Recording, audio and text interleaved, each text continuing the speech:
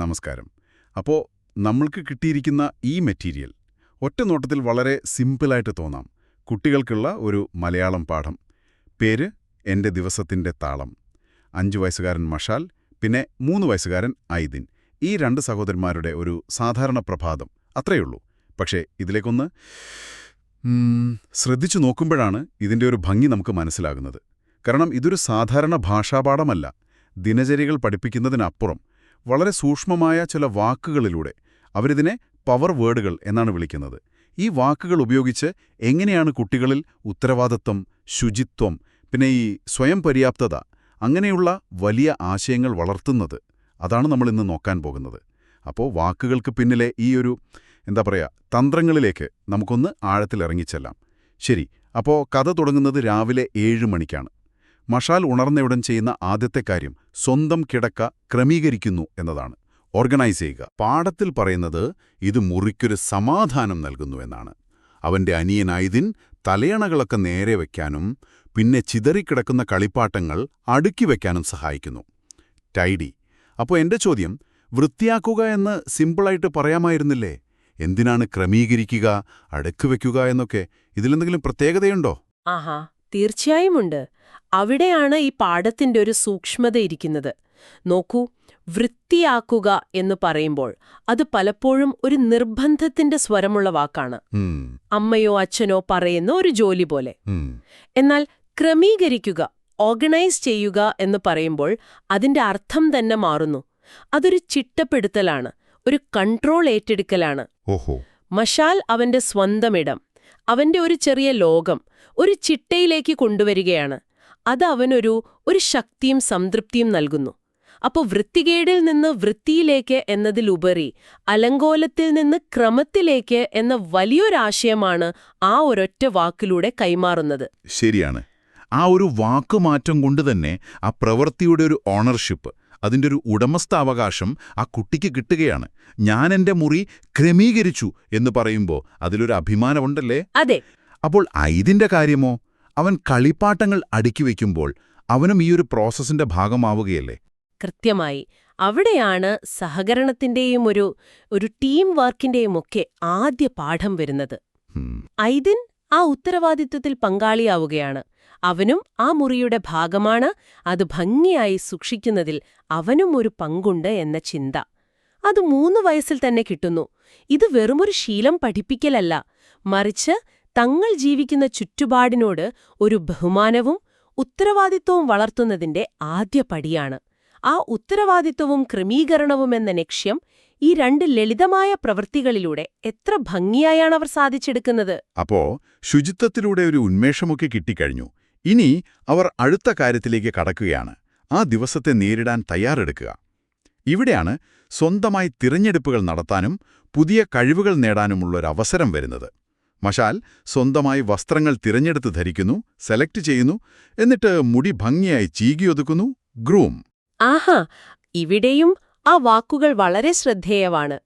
മുടി ചീകുക, കോമ്പ് ചെയ്യുക എന്നു പറയുന്നതിൽ നിന്ന് ചീകി ഒതുക്കുക, ഗ്രൂം ചെയ്യുക എന്നതിലേക്ക് മാറുമ്പോൾ അതിനൊരു സൗന്ദര്യബോധം കൈവരുന്നു. ശരിയാണ്. അത് വെറുമൊരു യാന്ത്രികമായ പ്രവൃത്തിയല്ല, മറിച്ച് സ്വയം ഭംഗിയായി അവതരിപ്പിക്കാനുള്ളൊരു ശ്രമമാണ്. ഒരുങ്ങുക എന്ന പ്രക്രിയയുടെ പ്രാധാന്യം, ചിട്ട, അതൊക്കെ ആ വാക്കിലുണ്ട്. പക്ഷേ എനിക്കൊരു സംശയം, ഒരു 5 വയസ്സുകാരനോട് ഗ്രൂം ചെയ്യാൻ പറയുന്നത് അത് കുറച്ച് ഓവറല്ലേ? അതായത് അത് കുട്ടികളിൽ സൗന്ദര്യത്തെക്കുറിച്ചൊരു അമിതമായ ഉത്കണ്ഠ ഉണ്ടാക്കാൻ സാധ്യതയില്ലേ? നമ്മൾ അവരെ അവരുടെ പ്രായത്തിൽ കവിഞ്ഞ കാര്യങ്ങളാണോ പഠിപ്പിക്കുന്നത്? വളരെ നല്ല ചോദ്യമാണ്, പ്രസക്തമായൊരു ചോദ്യം. പക്ഷെ ഇവിടെ ഗ്രൂമിംഗ് എന്ന് പറയുന്നത് സൗന്ദര്യവർദ്ധക വസ്തുക്കൾ ഉപയോഗിക്കുന്നതിനെക്കുറിച്ചോ ഫാഷനെക്കുറിച്ചോ അല്ല. മറിച്ച് നമ്മൾ നേരത്തെ പറഞ്ഞ ആ വൃത്തിയുടെയും ചിട്ടയുടെയും ഒരു തുടർച്ച മാത്രമാണിത്.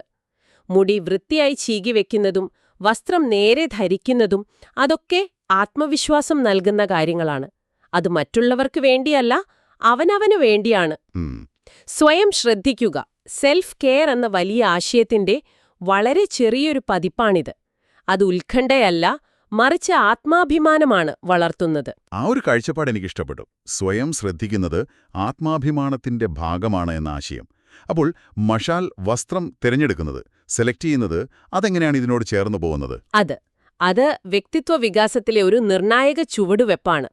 മറ്റൊരാൾ എടുത്തു നൽകുന്ന വസ്ത്രം ധരിക്കുന്നതിനു പകരം സ്വയം ഒരു തിരഞ്ഞെടുപ്പ് നടത്താൻ അവൻ പഠിക്കുകയാണ്. ആ അത് ചിലപ്പോൾ തെറ്റായ തിരഞ്ഞെടുപ്പായിരിക്കാം, കാലാവസ്ഥയ്ക്ക് ചേരാത്തതായിരിക്കാം. ഉണ്ടാവാം. ഇത് അവന്റെ തീരുമാനമെടുക്കാനുള്ള കഴിവിനെയാണ് വളർത്തുന്നത്. ചെറിയ കാര്യങ്ങളിൽ സ്വന്തമായി തീരുമാനമെടുത്ത് ശീലിക്കുമ്പോഴാണ് ഭാവിയിൽ വലിയ തീരുമാനങ്ങൾ എടുക്കാൻ അവർ പ്രാപ്തരാകുന്നത്. അതേസമയം അനിയൻ ഐദിൻ ബട്ടണിടാനും സോക്സ് ധരിക്കാനും പരിശീലിക്കുകയാണ് എന്നാണ് പറയുന്നത്. അതൊരു രസകരമായ പ്രയോഗമാണ്. അതെ, കാരണം അത് അവന്റെ ചലന നൈപുണ്യം, അതായത് ഫൈൻ മോട്ടോർ സ്കിൽസ്, അത് വികസിപ്പിക്കാനുള്ള ഒരു അവസരമാണ്. ചെറിയ വിരലുകൾ കൊണ്ട് ബട്ടണുകൾ ഇടുന്നത് ഒരു 3 വയസ്സുകാരന് വലിയൊരു വെല്ലുവിളിയാണ്. ശരിയാണ്. അപ്പോ അതിനെ ഒരു ജോലിയായി കാണാതെ പരിശീലനമായി കാണുമ്പോൾ പരാജയപ്പെട്ടാലും വീണ്ടും ശ്രമിക്കാനുള്ള ഒരു പ്രോത്സാഹനം അതിലുണ്ട്. നമ്മൾ മുതിർന്നവർക്ക് പോലും ചിലപ്പോൾ ഷർട്ടിന്റെ ബട്ടണുകൾ തെറ്റിപ്പോകാറുണ്ട്, അല്ലേ? അപ്പോഴാണ് ഒരു 3 വയസ്സുകാരന്റെ കാര്യം. അതെ അതെ. ആ ശ്രമത്തെ അംഗീകരിക്കുന്നതിലൂടെ പഠനം എന്നത് ഒരു നിരന്തരമായ പ്രക്രിയയാണെന്ന പാഠം കൂടി നൽകുകയാണ്. ശരിയാണ്. ഒരുങ്ങിക്കഴിയുമ്പോൾ അവർ കാണാൻ സ്മാർട്ട് ആകുന്നു എന്ന് പാഠത്തിൽ പറയുന്നുണ്ട്. ആ വാക്കിനിവിടെ വലിയ പ്രാധാന്യമുണ്ടെന്ന് തോന്നുന്നു. തീർച്ചയായും. ആ സ്മാർട്ട് എന്ന വാക്ക് അതവരുടെ അപ്രയത്നത്തിനുള്ളൊരു പ്രതിഫലമാണ്, ഒരു അംഗീകാരമാണ്. കിടക്ക് ക്രമീകരിച്ചതും വൃത്തിയായി കുളിച്ചതും സ്വയം വസ്ത്രം തിരഞ്ഞെടുത്തതും മുടി ഒതുക്കിയതും ഇതെല്ലാം ചേർന്നാണ് അവരെ സ്മാർട്ടാക്കുന്നത്.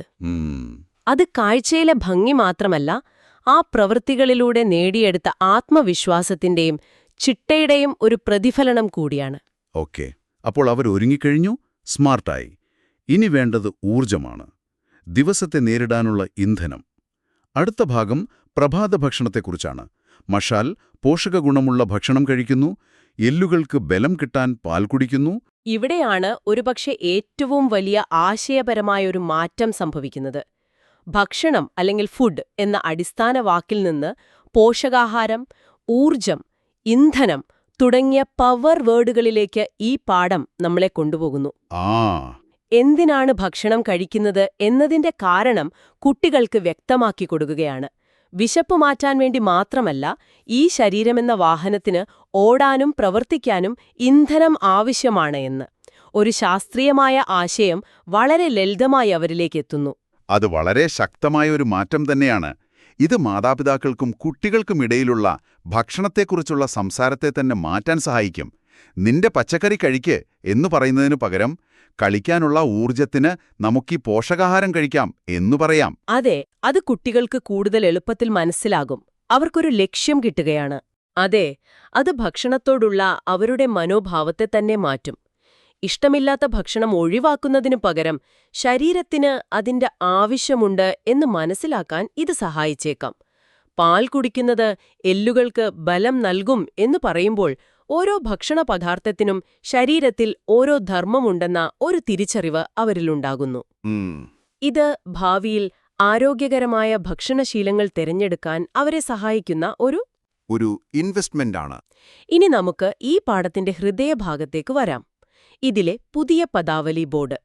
ഇവിടെയാണ് ഈ പവർ വേർഡ് തന്ത്രം ഏറ്റവും വ്യക്തമാകുന്നത്. സാധാരണ വാക്കുകളെ എങ്ങനെ ശക്തമായ ആശയങ്ങളാക്കി മാറ്റുന്നു എന്ന് ഇത് കാണിച്ചു തരുന്നുണ്ട്. എന്നെ ഏറ്റവും ആകർഷിച്ചത് നല്ലത് എന്ന വാക്കിനു പകരം സ്വയം പര്യാപ്തത എന്ന വാക്ക് നൽകിയിരിക്കുന്നതാണ്. ഇത് ശരിക്കും ആഴത്തിലുള്ള ഒരു സാമൂഹികവും മനഃശാസ്ത്രപരവുമായ മാറ്റമാണ്. എന്താണ് ഒരു നല്ല കുട്ടി എന്നതിന്റെ നിർവചനം തന്നെ ഈ പാഠം മാറ്റിയെഴുതുകയാണ്. അതെങ്ങനെയാണ്? നമ്മുടെ ഒരു പരമ്പരാഗത സങ്കല്പത്തിൽ നല്ല കുട്ടിയെന്നാൽ മുതിർന്നവരെ അനുസരിക്കുന്ന, അവർ പറയുന്നത് അതേപടി ചെയ്യുന്ന കുട്ടിയാണ്. ശരിയാണ്. പക്ഷേ ഇവിടെ ആ ആശയം പൊഴിച്ചെഴുതുന്നു. ഇവിടെ നല്ല കുട്ടി എന്നത് സ്വന്തം കാര്യങ്ങൾ സഹായമില്ലാതെ ചെയ്യാൻ പഠിക്കുന്ന, കഴിവുകളുള്ള, ആത്മവിശ്വാസമുള്ള കുട്ടിയാണ്. അനുസരണയിൽ നിന്ന് കഴിവിലേക്ക്, കോമ്പറ്റൻസിലേക്ക് പ്രാധാന്യം മാറുകയാണ്. ഇത് കുട്ടികളുടെ ആത്മവിശ്വാസത്തിൽ വലിയ മാറ്റമുണ്ടാക്കുമല്ലോ, അല്ലേ? ഞാൻ നല്ല കുട്ടിയാണ് കാരണം ഞാൻ അമ്മയെ അനുസരിച്ചു എന്ന് ചിന്തിക്കുന്നതിനും ഞാൻ നല്ല കുട്ടിയാണ് കാരണം ഞാൻ എൻ്റെ ബട്ടൺ സ്വയമായി ഇട്ടു എന്ന് ചിന്തിക്കുന്നതിനും തമ്മിൽ വലിയ വ്യത്യാസമുണ്ട്. തീർച്ചയായും. രണ്ടാമത്തത്, അവർക്ക് സ്വന്തം കഴിവിലൊരു വിശ്വാസം നൽകുന്നു. അതെ, അത് കുട്ടികളെ കൂടുതൽ ഉത്തരവാദിത്തമുള്ളവരാക്കും. കാരണം അവരുടെ നന്മ അളക്കുന്നത് മറ്റൊരാളുടെ നിർദ്ദേശങ്ങൾ പാലിക്കുന്നതിലല്ല, മറിച്ച് സ്വന്തം കഴിവുകൾ ഉപയോഗിക്കുന്നതിലാണ്. ഇത് വളരെ പുരോഗമനപരമായ ഒരു വിദ്യാഭ്യാസ ചിന്തയാണ്. അനുസരണയുള്ള ഒരു തലമുറയേക്കാൾ കഴിവുകളുള്ള, സ്വന്തമായി ചിന്തിക്കാൻ ശേഷിയുള്ള ഒരു തലമുറയെ വാർത്തെടുക്കാനാണ് ഇത് ശ്രമിക്കുന്നത്. ഈ പദാവലി ബോർഡിലെ മറ്റൊരുദാഹരണം എന്നെ ശരിക്കും അത്ഭുതപ്പെടുത്തി. ടൂത്ത്പേസ്റ്റ് എന്നൊരു വസ്തുവിന് പകരം അതിലടങ്ങിയിരിക്കുന്ന ഫ്ലൂറൈഡ് മിന്റ് എന്നതിലേക്ക് ശ്രദ്ധ ക്ഷണിക്കുന്നു. സത്യം പറഞ്ഞാൽ ഞാൻ ഇതുവരെ അങ്ങനെ ചിന്തിച്ചിട്ടില്ല. നമ്മൾ മുതിർന്നവർ പോലും ഒരു സാധനം വാങ്ങുമ്പോൾ അതിന്റെ പേര് നോക്കുമെന്നല്ലാതെ അതിലെന്താണുള്ളതെന്ന് പലപ്പോഴും ശ്രദ്ധിക്കാറില്ല. അതാണ് ഇതിന് മറ്റൊരു തലം. ഇത് വസ്തുക്കളിൽ നിന്ന് അവയുടെ ഘടകങ്ങളിലേക്കും പ്രവർത്തനങ്ങളിലേക്കും ചിന്തയെ കൊണ്ടുപോകുന്നു. ആഹാ, നൽകുന്ന മിന്റുണ്ട്. ഇങ്ങനെ കാര്യകാരണ സഹിതം ചിന്തിക്കാൻ കുട്ടികളെ പ്രേരിപ്പിക്കുകയാണ്.